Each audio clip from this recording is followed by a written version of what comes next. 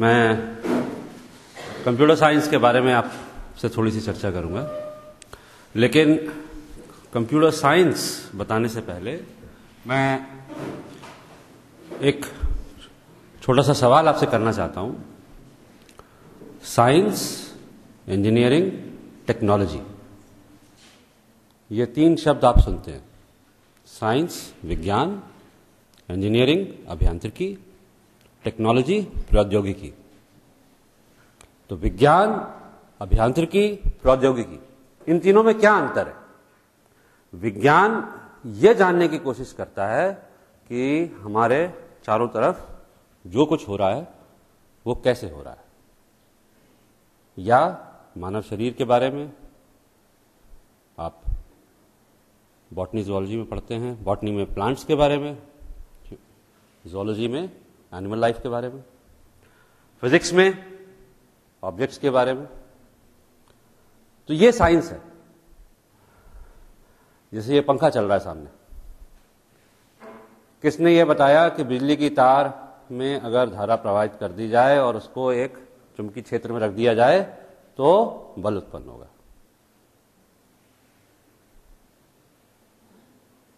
चलिए कोई बात नहीं, ये तो हुआ विज्ञान, ये हुआ विज्ञान।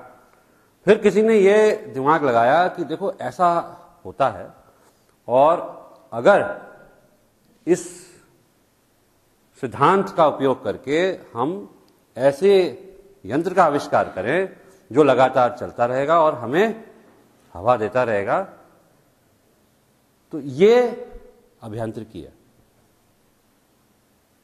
विज्ञान से ऐसी चीज को बनाना जो हमारे लिए किसी तरह से फायदेमंद हो। और प्रौद्योगिकी क्या है? फिर जब ये चीज एक बार बन गई, स्टैंडर्डाइज हो गई, उसका प्रोडक्शन होने लगा, फैक्ट्रियों में होने लगा, वो कैसे किया जाए, वो प्रौद्योगिकी। तो ये तीन अलग अलग चीजें हैं। आप आगे चल के वैज्ञानिक भी बन सकते हैं, इंजीनियर भी बन सकते हैं। तो ये पता होना चाहिए कि हम विज्ञान में क्या बात करते हैं, प्रौद्योगिकी में क्या बात करते हैं और अभियांत्रिकी में क्या बात करते हैं। अब जैसे ये मैंने सामने आपके इसलिए रखा कि मैं दिखाना चाहता था कि कंप्यूटर साइंस, साइंस विज्ञान तो एक चीज है। कंप्यूटर साइंस सब लोग नहीं पढ़ते, जो लोग उसमें जाएंगे वही पढ़ेंगे, लेकिन उसका उपयोग जब टेक्नोलॉजी के फॉर्म में आपके सामने आता है वो सभी करते हैं। ये क्या है? Google maps. इसमें मैंने जालबाग एजुकेशन इंस्टीट्यूट ए में लिख दिया, और मान लीजिए आपको कहीं जाना है, भले ही वो आगरा में हो, भले ही बाहर हो, ठीक है, तो मैंने लिख दिया रेड फोर्ट, उसने बता दिया रेड फोर्ट न्यू दिल्ली में है। मैंने सिर्फ रेड लिखा क्योंकि एक जगह जो रेड फोर्ट से है, रेड हिल्स, रेड क्रॉस, उसने सारे रेड से जो जगह उसे मालूम है उसने बता दिया। उसमें से मैंने चूज कर दिया क्या कि रेड फोर्ट न्यू दिल्ली, और अब मैंने उसे कहा गेट डायरेक्शंस, उसने पूरा रास्ता मुझे बता दिया कि कैसे कैसे जाना है।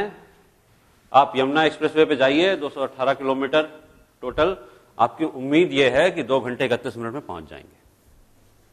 बैठे बैठे यहीं से हमने इस काम को कर लिया। और आजकल ऐसा आप गाड़ियों में भी देखते हैं, कार में लोग सिस्टम लगा लेते हैं, बहुत ज्यादा महंगा नहीं है, 7-8 हजार में लग जाता है, जिसमें कि इस तरह से हम बता सकते हैं कि हमें यहां जाना है और मैप सामने आ जाता है, कहां से कैसे आपको मूव करना है, वो सब चीजें सामने आ जाती हैं। तो कंप्यूटर साइंस इसके पीछे है, इसका बेसिस है, लेकिन ये टेक्नोलॉजी है, प्रौद्योगिकी है, जो आपके काम आती है। जब तक साइंस नहीं पढ़ेंगे तब तक इस तरह की टेक्नोलॉजी बना नहीं सकते। तो तो सबसे पहले ये समझना होगा कि कंप्यूटर क्या है, कंप्यूटर साइंस क्या है, उससे कैसे हम टेक्नोलॉजी बना सकते हैं। तो ये किसी ने किया और ये अब एक एस्टैब्लिश्ड टेक्नोलॉजी है। 7-8 हज़ार में लोग खरीदते हैं, अपनी गाड़ी में लगा लेते हैं और उसका उपयोग करते हैं।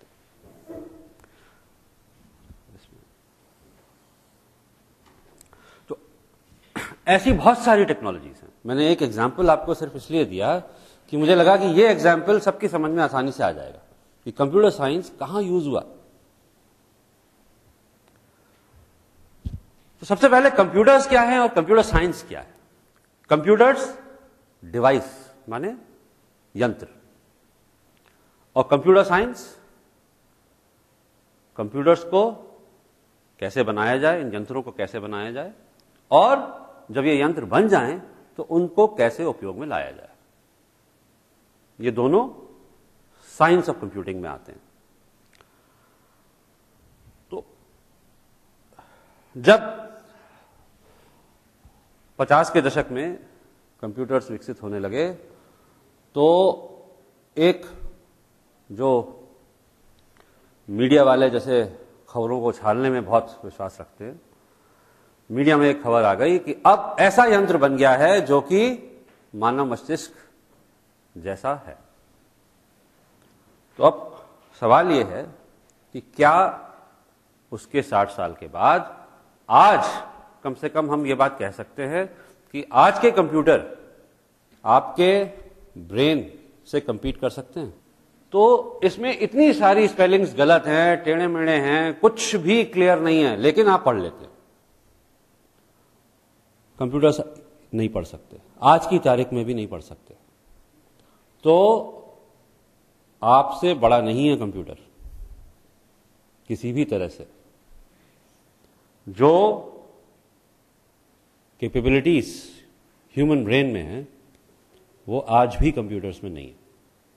तो इसलिए कंप्यूटर्स में घबराने वाली कोई बात नहीं है। आप कंप्यूटर से ज्यादा स्मार्ट हैं और हर बच्चा कंप्यूटर्स सीख सकता है। तो पहला मैसेज मैं ये देना चाहता हूं।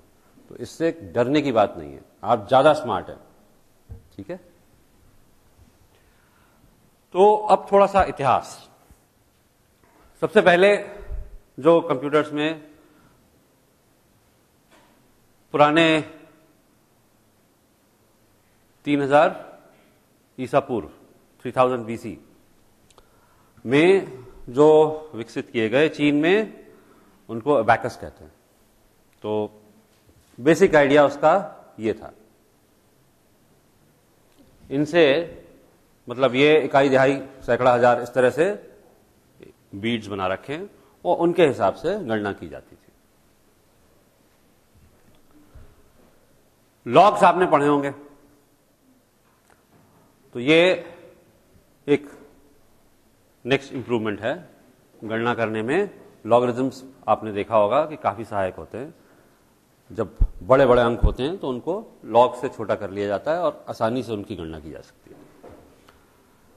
फिर उस समय तक इलेक्ट्रॉनिक्स नहीं थी। ये आप साथ में सन देख रहे हैं 1645। इस समय तक इलेक्ट्रॉनिक्स नहीं थी। तो ये सारी चीजें जो हैं वो मैकेनिकल बनाई जाती हैं। तो ये ब्लेज पास्कल, इन्होंने एक यंत्र बनाया जिसको पैस्कलाइन बोलते हैं, और यह भी एक गणना करने के लिए यंत्र था जो कि मैकेनिकल गियर सिस्टम से चलता था। जैसे आपके साइकिल में गियर होता है उसी तरह के गियर सिस्टम्स हैं, देख रहे होंगे आप चित्र में। उसके बाद जो बड़े नाम आते हैं वो आते हैं चार्ल्स बैबेज के। इन्होंने डिफरेंस इंजन करके बनाया। ये भी मैकेनिकल डिवाइस है और ये भी गियर सिस्टम पर ही चलता था।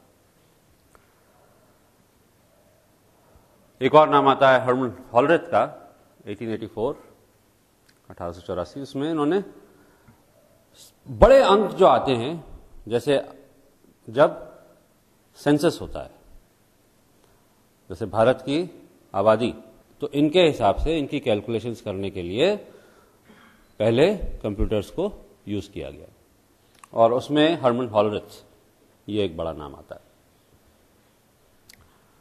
1946 यहां तक आते आते इलेक्ट्रॉनिक्स विकसित होने लगी। तो सबसे पहला जो था वो ENIAC, electronic numerical integrator and calculator, ENIAC से ये बनता है। तो ये एक कंप्यूटर बनाया गया यूनिवर्सिटी ऑफ पेंसिल्वेनिया में, और ये दोनों हैं एकर्ड और मोशली, इन दोनों ने बनाया। तो उस समय जो कंप्यूटर होते थे वो इतने बड़े होते थे, आप देख रहे हैं कि ये खड़े हुए हैं, और पूरा कमरा, बड़ा सा कमरा, एक कंप्यूटर। आज की तारीख में इसमें इससे ज्यादा कैपेबिलिटी है, ज्यादा पावर है गणना करने की। तो काफी विकास हो चुका है। इस साइज के कंप्यूटर होते थे और उनको प्रोग्राम करने में भी काफी मुश्किलें होती थी। धीरे धीरे विकास के साथ लार्ज स्केल इंटीग्रेटेड सर्किट्स आने लगे, और जो आपने कभी अंकल चिप्स के साथ एक लट्टू मिला करता है फ्री, उसको घुमाते हैं तो ओम जय जगदीश हरे की धुन आती है। किसने? कहने का मतलब यह है कि जो 20 रुपए के पैकेट के साथ फ्री आ रहा है वो उसका अपना दाम कितना होगा, उसके अंदर जो है एक चिप लगी हुई है, तो उस चिप का दाम कितना होगा। इतना सस्ता हो गया, ये बताना चाह रहा हूं। और उसमें से धुन निकलती है। उसका मतलब क्या हुआ कि उसी 20 रुपए के साथ फ्री मिलने वाले लट्टू के अंदर एक चिप है जिसमें कि आपका ये संगीत स्टोर्ड है, उसके साथ ही उसमें बैटरी भी है, स्पीकर भी है, और वो सब 20 रुपए के साथ फ्री है। इतना आज की तारीख में विकास हो चुका है और इतना सस्ता। तो ये इनका जो टाइम है ऑपरेशन का वो नैनो सेकेंड्स में होता है। नैनो सेकेंड का मतलब 1/10⁹ सेकेंड, 1/10⁹ सेकेंड, मतलब इतने छोटे टाइम में इसका एक ऑपरेशन हो जाता है। और क्योंकि ऐसा है इसलिए ये बहुत फास्ट है। PDP-11 1970 में बना, और यह चित्र मैंने सिर्फ इसलिए लगाया है कि 81 में जो जालबाग में सबसे पहला कंप्यूटर आया था वो ये था, PDP-11। तो जालबाग में कंप्यूटर्स का इतिहास अब 32 साल पुराना है। अब थोड़ा सा समझ लें कि कंप्यूटर काम कैसे करता है। इस तरह के सवाल तो आप करते हैं, मुझे मालूम है 10th स्टैंडर्ड में है तो जरूर किया होगा कि एक कण जो है समय t=0 पर प्रारंभिक वेग 5 मीटर पर सेकेंड, त्वरण 10 मीटर पर सेकेंड स्क्वायर, और दिशा y=0 पर चलना शुरू हुआ। तो t=25 सेकेंड, 25 सेकेंड के बाद उसकी स्थिति क्या होगी। ये सवाल सभी करते हैं। तो इसमें कंप्यूटर से क्या मतलब है? अभी आपको दें ये सवाल तो आप ज्यादा से ज्यादा आधा मिनट या 1 मिनट में सवाल को कर देंगे। लेकिन अगर आपको प्रोग्राम बना दिया जाए तो ऐसा प्रोग्राम लगता है। हर प्रोग्राम में यही होता है। तो आपके जाने बगैर आपने प्रोग्रामिंग एक्चुअली सीखी हुई है। हर प्रोग्राम में शुरू में कुछ इनपुट होता है और उसके बाद कुछ लॉजिक होता है जिससे कि आप जो गणना करना चाहते हैं वो करते हैं, और आखिरी में स्क्रीन पर आंसर को दिखाने के लिए कोई स्टेटमेंट होता है। हर प्रोग्राम इसी तरह का होता है। कुछ इनपुट, कुछ गणना करने के लिए स्टेटमेंट्स और कुछ आउटपुट। अब ये तो सिंपल सवाल है, इसलिए गणना करने के लिए खाली एक स्टेटमेंट की आवश्यकता पड़ी। बड़े प्रोग्राम में million lines of code, 10 million lines of code, मतलब 10 मिलियन मान 10⁻7 इतने स्टेटमेंट भी होते हैं। आज की तारीख में अगर आप एक हाई एंड कार देखें, जैसे मर्सिडीज, इसमें प्रोग्राम्स, कार में प्रोग्राम होते हैं, कई तरह के प्रोग्राम्स होते हैं जिससे कि वो कंट्रोल होता है। तो 2 मिलियन लाइंस एस्टिमेट है कि 2 मिलियन इस तरह के स्टेटमेंट प्रोग्राम्स के होते हैं एक कार के अंदर। तो प्रोग्राम की आवश्यकता जो है उसको दिखाने के लिए मैंने कहा कि अगर आपको अलग अलग व्यू के लिए, अलग अलग त्वरण के लिए, अलग अलग दिशा के लिए ये गणना करनी हो तो अब आपको घंटा लग जाएगा, क्योंकि आपने एक सवाल तो कर लिया लेकिन अब ये हो गए बहुत सारे सवाल, और हर सवाल आप उसी तरह से करेंगे जैसे पहले वाला किया। जबकि अगर आप प्रोग्राम लिख सकते हो तो क्या होगा, ये सारे अलग अलग इनपुट डेटा उसको दे देंगे, वो एक साथ सारे करके आपको सारे रिजल्ट्स दे देगा। तो प्रोग्राम एक ही बार लिखना पड़ेगा, बार बार नहीं लिखना पड़ेगा। तो सबसे बड़ा जो लाभ होता है प्रोग्राम का और कंप्यूटर्स का वो ये है कि एक ही समस्या को, एक ही प्रॉब्लम को बार बार हल करने के लिए आपको मेहनत नहीं करनी पड़ती। एक प्रोग्राम आपने एक बार लिख लिया, अब उसको अलग अलग इनपुट्स के लिए आप अगर यूज करना चाहें तो वही प्रोग्राम काम में आ जाता है। जैसे ये जो सॉफ्टवेयर मैं यूज कर रहा हूं, ये माइक्रोसॉफ्ट वालों ने बनाया और लाखों करोड़ों लोग इस सॉफ्टवेयर को खरीद रहे हैं, यूज कर रहे हैं, जिससे कि मेरे कंप्यूटर के स्क्रीन पे जो है वो आपको वहां दिख रहा है। ये बनाने में भी इसी सॉफ्टवेयर का यूज किया और आपको दिखा सकते हैं। तो ये स्टोर्ड प्रोग्राम कॉन्सेप्ट कहलाता है कि एक प्रोग्राम आपने स्टोर कर लिया और उसको आपने अलग अलग तरह से यूज किया। और प्रोसेसर जो होता है कंप्यूटर में वो क्या करता है, प्रोग्राम में आपको मैंने दिखाया कि अलग अलग इंस्ट्रक्शंस होते हैं। तो प्रोसेसर जो काम करता है वो क्या करता है, मेमोरी में आपके सारा प्रोग्राम स्टोर्ड होता है, उसमें से एक एक इंस्ट्रक्शन को निकालता है, देखता है उसे क्या करना है, उसे एग्जीक्यूट करता है। तो इसको कहते हैं फेच, डिकोड, एग्जीक्यूट साइकिल। तो वो ये बार बार करता है, अगला इंस्ट्रक्शन लाएगा, समझेगा क्या करना है, एग्जीक्यूट करेगा, फिर अगला लाएगा, डिकोड करेगा, एग्जीक्यूट करेगा, बार बार करता है। इसका मतलब क्या हुआ, इसका मतलब यह हुआ कि भले ही आपने बड़ा प्रोग्राम लिख दिया हो, लेकिन एक टाइम पर एक ही इंस्ट्रक्शन एग्जीक्यूट होता है। और इसीलिए जो मैंने आपको सबसे पहले कहा कि आज की तारीख में भी इस तरह के कंप्यूटर, पैरेलल कंप्यूटर्स अलग हैं, इस तरह के कंप्यूटर्स आपकी बराबरी नहीं कर सकते। क्यों? क्योंकि मानव मस्तिष्क में यह कैपेबिलिटी है कि बहुत सारी चीजें एक साथ कर लेते हैं। यहां पर क्या है, एक एक करके करते हैं। ये कुछ डाटा है कि किस तरह से बढ़ा। ये 1K मीन्स 1000 से लेके आज की तारीख में 4G, G is 10 to the 9, 10 की घात 9, 1000 से लेके 10 की घात 9 तक मेमोरी बढ़ती चली गई, और ये अभी 93 की बात हो रही है। आज की तारीख में तो इतना काम एक छोटे से नेटबुक में हो जाता है। और कोर i7 में उससे भी कहीं ज्यादा। गीगाफ्लॉप्स का मतलब है 41.2 मल्टीप्लाइड बाई 10 की घात 9 ऑपरेशंस एक सेकंड में कर लेता है। इतने इंस्ट्रक्शंस एक सेकंड में कर लेता है। और सुपर कंप्यूटर्स 10 की घात 15 इतने ऑपरेशंस एक सेकंड में कर लेते हैं। तो यही मैं बताना चाह रहा था कि आपके ब्रेन में ये अंतर है कि बहुत सारे इंस्ट्रक्शंस एक साथ एग्जीक्यूट हो जाते हैं, जबकि प्रोसेसर्स में एक टाइम पर एक ही होता है। और इसीलिए कई सारी एप्लीकेशंस आज की तारीख में भी ऐसी हैं जो कंप्यूटर्स में करना मुश्किल है। वरना ये जो कीबोर्ड है इसकी क्या जरूरत है, मैं कुछ टाइप करना चाहता हूं, मैं बोल दूं आ जाए। ऐसे सॉफ्टवेयर बन रहे हैं मार्केट में, लेकिन आज भी उसकी परफॉर्मेंस इतनी अच्छी नहीं है कि हर आदमी उसे यूज करे।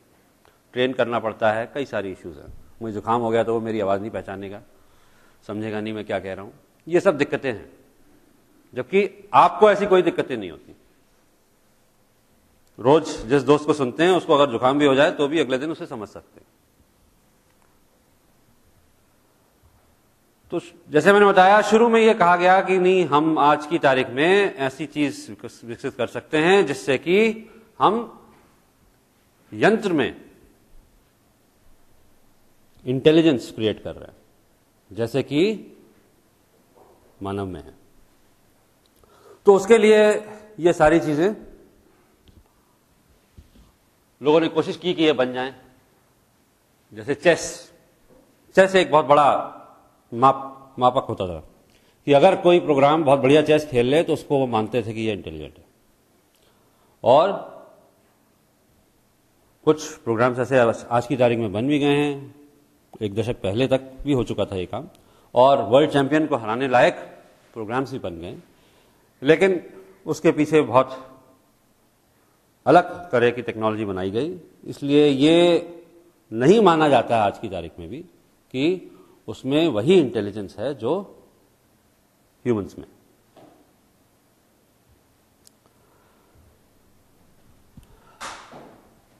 अब मैं कुछ और एप्लीकेशंस के बारे में बताता हूं जो आजकल चल रही हैं। एक तो मैंने बताया कि मुझे टाइप करना पड़ता है, ये बड़ा समय भी लेता है और इतना आसान भी नहीं है। तो शुरू में आप लोगों को काफी दिक्कत भी होती है, कीबोर्ड पे देखते हैं, ढूंढते हैं ए कहाँ है बी कहाँ है। तो अगर हम जो चीज़ बोलें उस चीज़ को वो कंप्यूटर समझ ले और उसको एग्जीक्यूट करे तो ज़्यादा बेहतर हमारे लिए होगा। तो इस तरह के कुछ प्रोग्राम्स बने भी हैं और यूज़ भी हो रहे हैं। तो वो आता है इसमें natural language understanding, speech analysis, और इसका कॉम्बिनेशन है वो कि आप पूरे सेंटेंस अगर बोलें और कंप्यूटर रिस्पॉन्ड कर ले तो वो फिर उसके लिए नेचुरल लैंग्वेज अंडरस्टैंडिंग चाहिए। तो कुछ जो यहां पर हम लोग कर रहे हैं मैं उनके बारे में बताऊं। ये 31 जनवरी को ओपन डे होता है। एक आपके पास मान लीजिए एक किताब का एक पन्ना है और आप चाहते हैं कि उसको मैं कंप्यूटर में ले लूं। जैसे आप फोटोकॉपी कराने जाते हैं, जेरॉक्स, तो वो क्या करता है, जो पेज मशीन पे रखा आपने उसकी एक कॉपी बना देता है।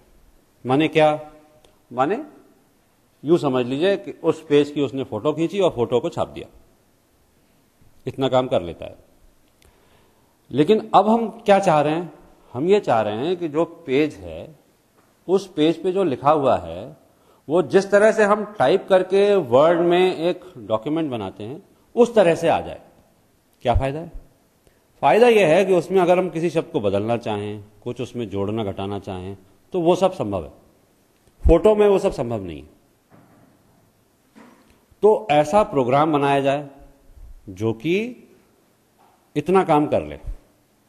क्या कर ले कि ये जैसे है छपा हुआ, अब मुझे इसमें कुछ चेंज करना है तो क्या करूं, या तो जो व्हाइट फ्लूइड आता है आप लोग खूब यूज करते हैं असाइनमेंट जमा करते वक्त, उसको लगा के उसके ऊपर दोबारा लिख दूं। लेकिन मैं चाहता हूं कि कंप्यूटर से ही हो, तो ये मुझे इसके अंदर चाहिए, वर्ड में चाहिए, तो ये पूरा रिकॉग्नाइज होकर वर्ड में आ जाता है। और ऐसे सॉफ्टवेयर स्कैनर के साथ इंग्लिश के लिए तो फ्री आते हैं। इंग्लिश में ये जो स्क्रिप्ट है ये बड़ी आसान है। क्या है, 26 छोटे और 26 बड़े अक्षर समझ लें तो बहुत है। कुछ न्यूमरल्स, अंक, 2-4 सेमीकोलन, फुल स्टॉप, कॉमा, बस। हिंदी, तेलुगु, इन सब में क्या समस्या है कि एक का लिखेंगे फिर उसके नीचे एक ऊ की मात्रा लगा देंगे। अगर ऊपर चंद्रबिंदु भी लगा सकते हैं, का के साथ एक रा की मात्रा भी लगा सकते हैं, क्रुम हो गया वो। तो अक्षर एक नहीं है, अक्षर के साथ आगे पीछे ऊपर नीचे तरह तरह की मात्राएं जुड़ जाती हैं। उससे क्या होता है, उससे ये होता है कि जो कागज पर छपा हुआ है उसमें प्रकार बहुत अधिक तरह के हो जाते हैं, खाली 26 और 26 नहीं रह जाते। केवल वोवल्स और कॉन्सोनेंट्स नहीं है हिंदी में, मात्राएं हैं बहुत सारी, और जिस तरह से हिंदी में है उसी तरह से तेलुगु में है। उर्दू में तो और भी कॉम्प्लिकेटेड है। तो उसमें क्या है, कई चीजें लिखते ही नहीं है, कॉन्टेक्स्ट से वो पढ़ी जाती है। एक तो बेसिक अंतर तो आप सबको पता होगा कि उर्दू दाएं से बाएं पढ़ी जाती है, वो तो है, वो तो आप बता सकते हैं कंप्यूटर के लिए दाएं से बाएं पढ़ने, उसमें वो बड़ी बात नहीं है। लेकिन उसमें भी इसी तरह से कॉम्बिनेशन होता है। तो ये सारी स्क्रिप्ट्स जो इंडियन स्क्रिप्ट्स हैं, इनको समझना, एक फोटो में से एक एक अक्षर को अलग कर लेना, ये थोड़ा टेढ़ा काम है। इसलिए इसका सॉफ्टवेयर अभी मार्केट में अवेलेबल नहीं है। तो कुछ इस तरह के हमने सॉफ्टवेयर्स बनाए हैं। एक ये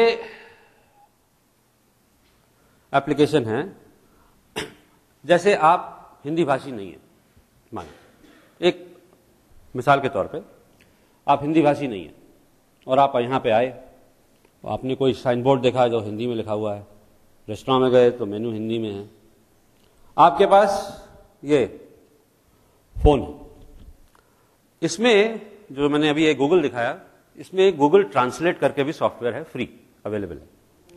वो क्या करता है कि अगर आप किसी एक भाषा में इनपुट दें तो बहुत सारी भाषाएं ऐसी हैं, इटालियन, जर्मन, फ्रेंच, सब में, उसमें इसको ट्रांसलेट कर सकते हैं, वो ट्रांसलेशन दे देता है। ये चीज तो है अवेलेबल, तो आपके फोन में भी अवेलेबल है।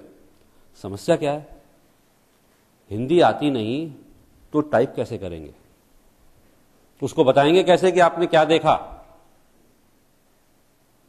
तो अब इसको और इसको जोड़ रहे हैं, जो हिंदी को पहचानने वाला सॉफ्टवेयर है वो हमने फोन में डाल दिया, ठीक है। ट्रांसलेट हमने गूगल वाला इस्तेमाल कर लिया, तो क्या मिला हमें हिंदी स्क्रिप्ट नहीं आती, पढ़ना नहीं आता, लेकिन हम क्या कर सकते हैं, फोन निकाल सकते हैं, कागज के ऊपर रख के उसकी फोटो खींच ली, वो उसने हिंदी स्क्रिप्ट को पहचान लिया, उसे उस कोड में कन्वर्ट कर लिया जो कि गूगल समझता है, उसको गूगल को दे दिया, गूगल ने उसे ट्रांसलेट कर दिया, ट्रांसलेट करके वही जो लिखा हुआ है वो जिस भाषा में आप चाहते हैं वो सामने आ गया।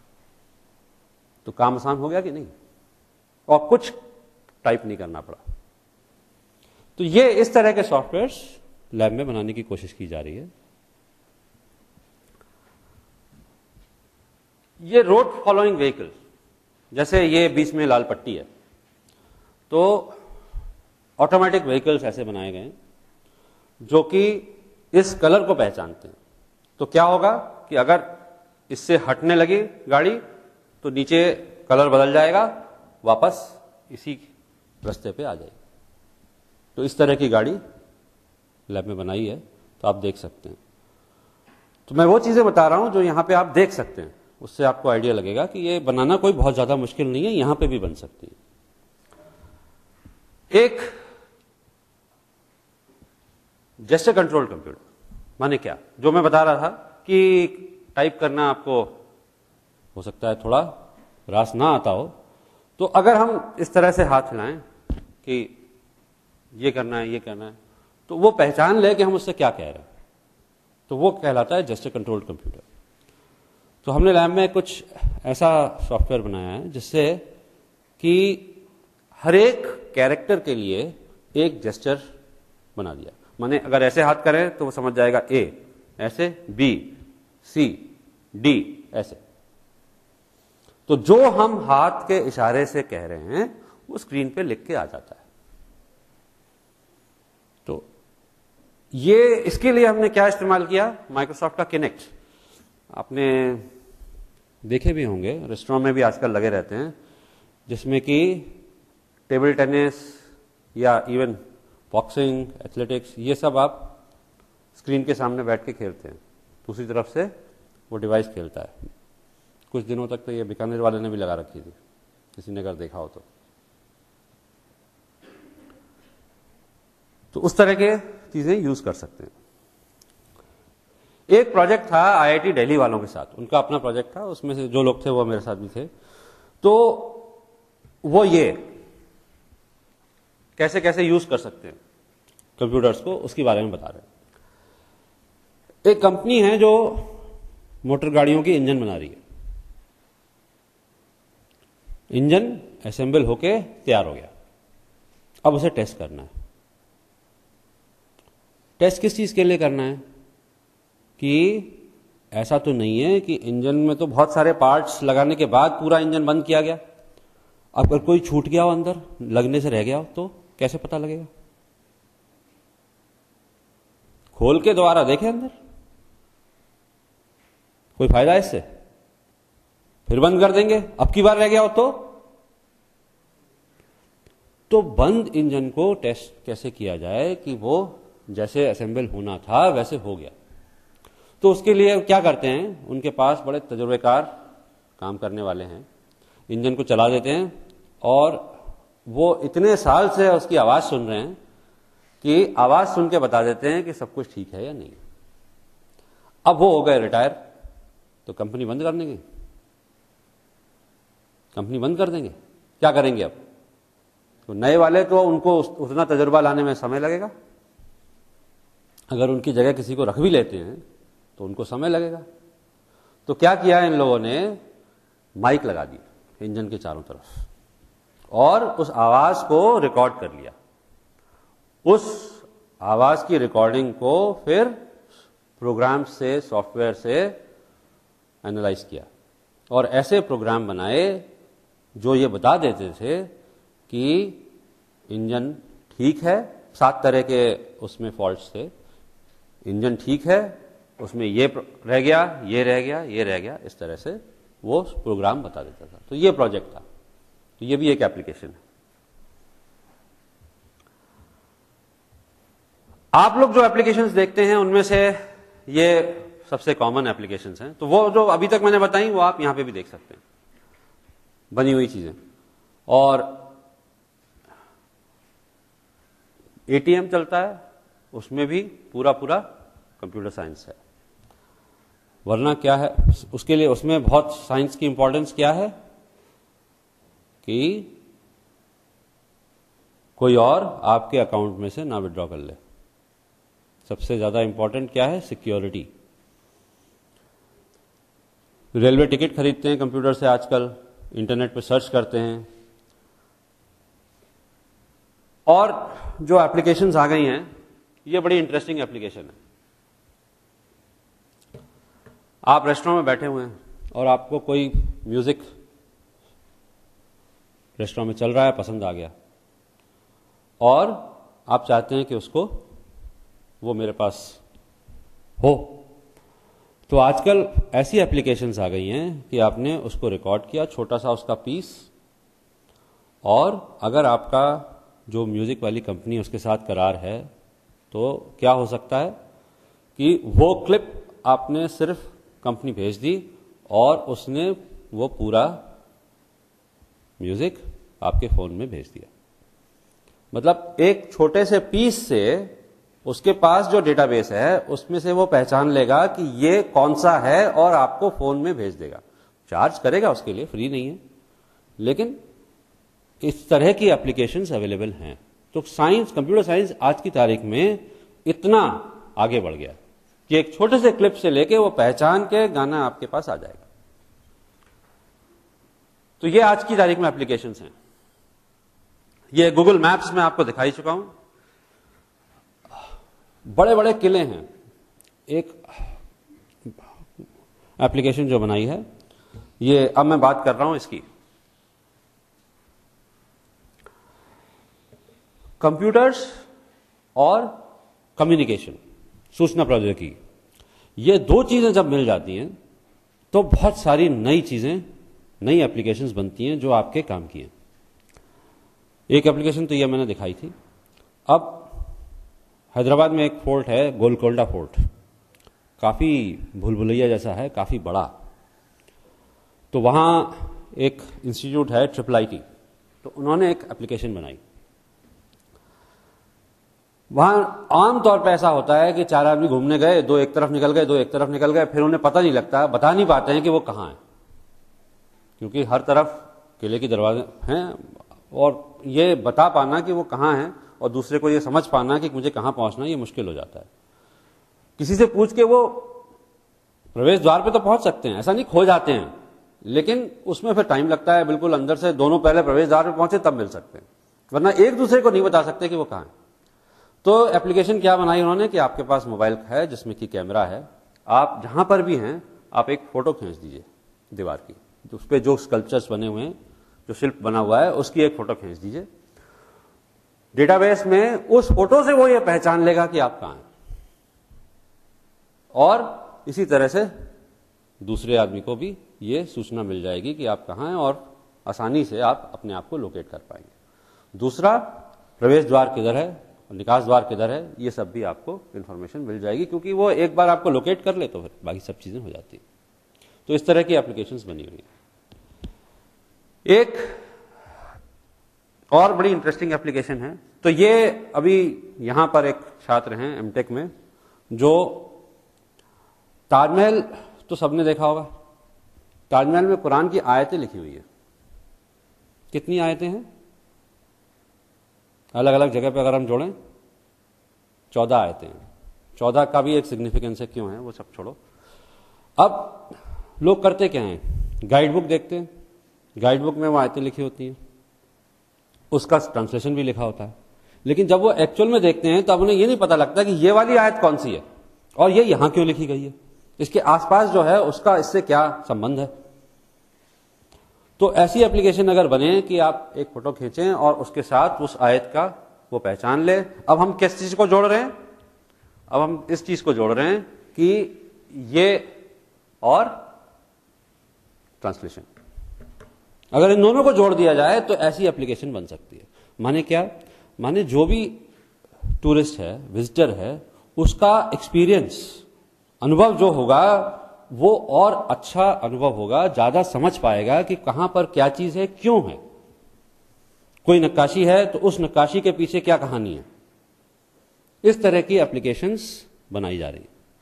तो पीछे तो साइंस है, लेकिन आपके पास किस फॉर्म में आ रही है?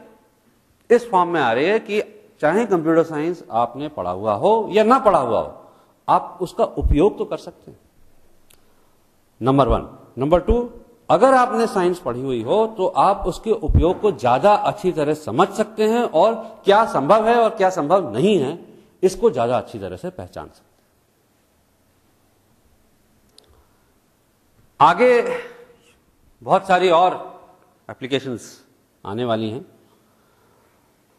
एक जो सबसे स्ट्रॉन्ग ट्रेंड है जो हो रहा है वो ये कि अभी तक जो भी चीजें इस तरह के कंप्यूटर्स पे, डेस्कटॉप्स पे और बड़े कंप्यूटर अंदर रखे हुए हैं, उस तरह के कंप्यूटर्स पे थी, आगे वो सब चीजें आपके मोबाइल पे आने वाली। अभी काफी चीजें आ गई हैं, इस पे वर्ड, एक्सेल, पावर पॉइंट सब चलता है, और आगे इसकी कैपेबिलिटीज बढ़ती चली जा रही हैं, अच्छे सॉफ्टवेयर बनते चले जा रहे हैं, तो सब चीजें आपके हाथ में, कहीं पर भी आप हों, आप उसे एक्सेस कर सकते हैं। बहुत सारे लड़के आईपीएल का स्कोर देखते ही रहते हैं सारा दिन। तो बाकी एक ये जो अखबार में देखते हैं और एक मजाक सा बन जाता है कि अगर अखबार वाले ने कहा कि परसों बारिश होगी तो बिल्कुल नहीं होगी, चिंता नहीं करो, कि वेदर फोरकास्टिंग ये एक बहुत ही जटिल प्रॉब्लम है, इतने आसान नहीं है ये। लेकिन जैसे जैसे कंप्यूटर्स और पावरफुल होते जा रहे हैं, उम्मीद ये की जा रही है कि एक्यूरेट, सही आकलन किया जा सकता है कि अगले पूरे हफ्ते में किस तरह का मौसम रहेगा।